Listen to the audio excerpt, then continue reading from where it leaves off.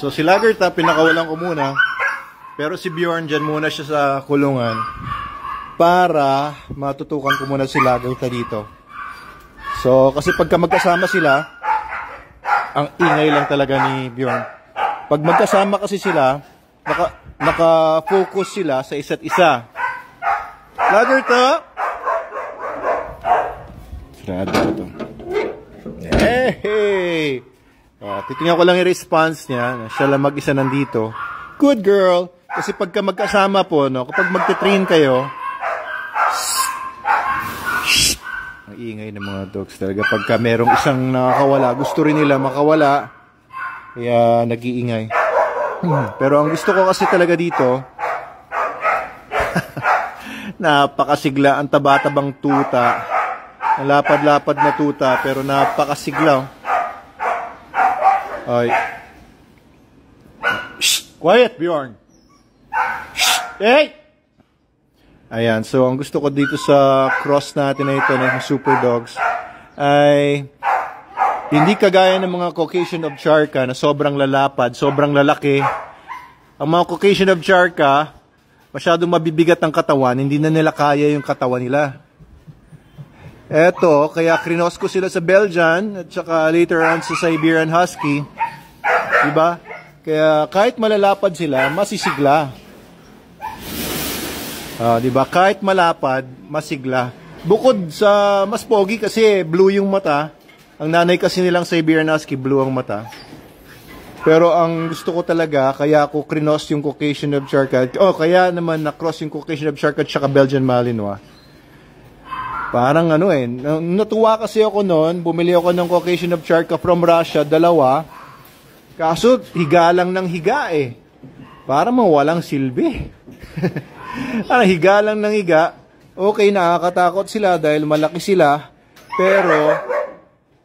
Pero aanuin ko naman, laki-laki nga, hindi naman makaikot sa buong bahay dahil sobrang bigat ng katawan. Tamad na tamad, siguro dahil din sa nainitan, sa Russia kasi malamig talaga doon. Mamaya na, may mga sisiw daw si Adam, videoan ko daw. Ayan, mga nabili dahil sa sementeryo yata. Okay, tapos, eto, iba na yung na-produce natin. Pinagwawala talaga si Bjorn.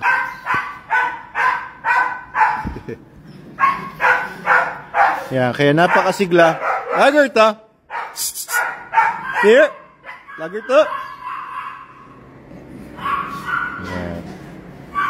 Good girl. Tsaka medyo, mas kaya na nila yung init.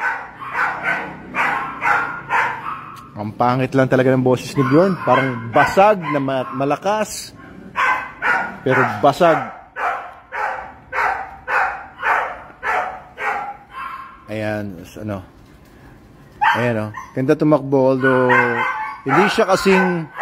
Ay! Pagalitan ko to. Hey! No! No! Quiet, quiet. Good boy, good.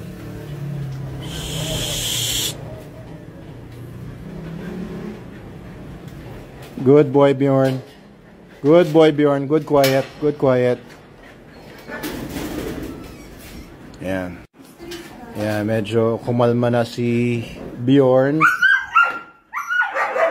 Ay! Quiet! Good, good. Ang pangit ng boses lang talaga. Hopefully, kapag lumaki-laki ito, ay gumanda yung boses niya. Siguro parang teenager na tao. Diba? Parang pumipiyok-piyok pa. Pangit pa yung boses. Pero hopefully, pagka nag-mature na siya and bumomba na yung testosterone sa katawan niya, ay mabuo na yung boses niya.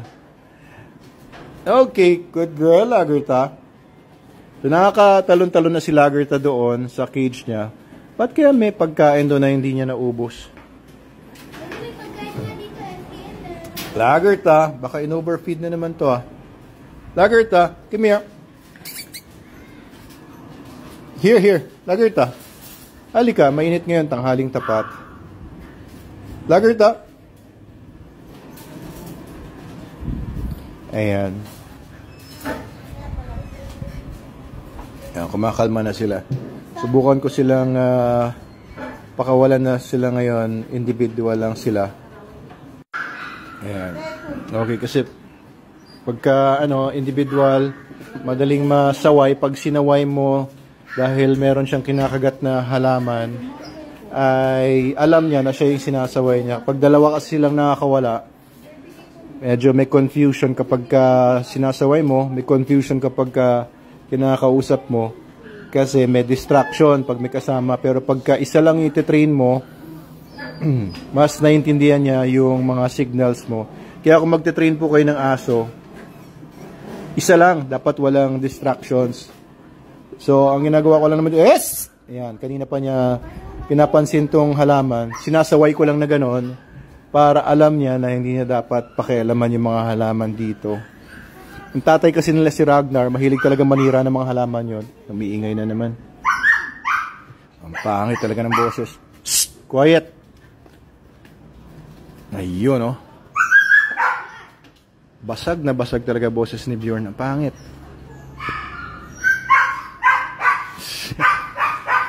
Ang sakit sa tenga.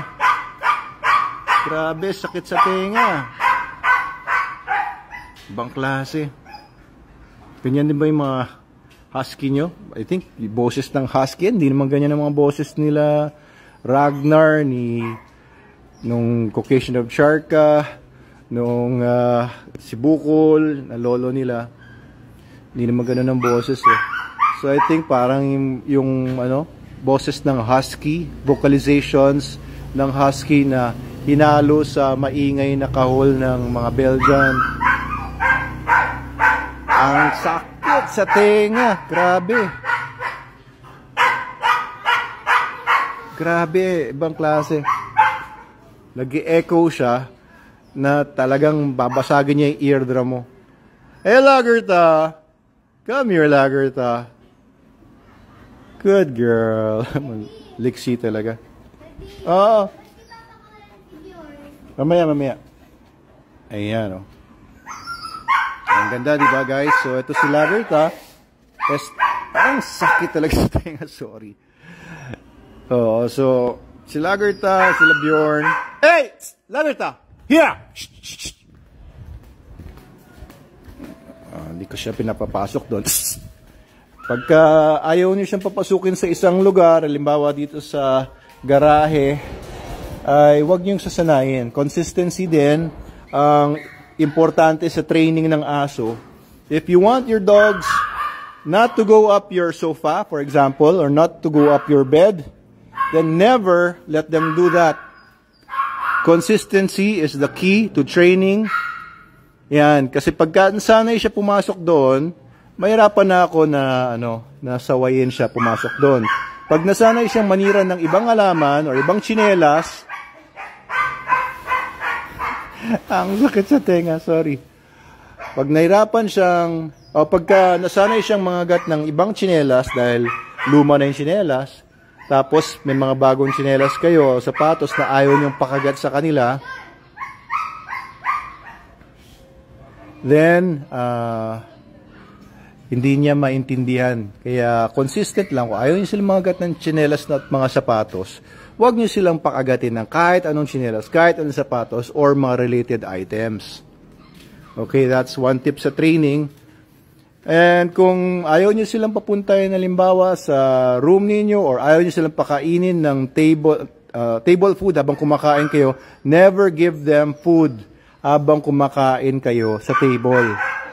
Kasi once na natutunan niya, may nagbibigay sa kanya ng table food habang kumakain yung pamilya, ulit-ulitin na po niya yun.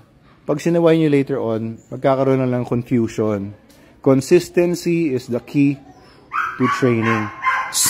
Ayan. Pagka kahit anong halaman, sinasaway ko siya.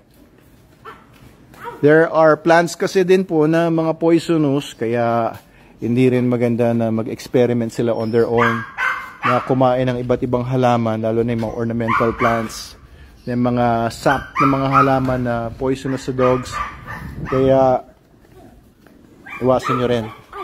Ayan, pagka nanakit din siya ng mga bata, snake! Hike!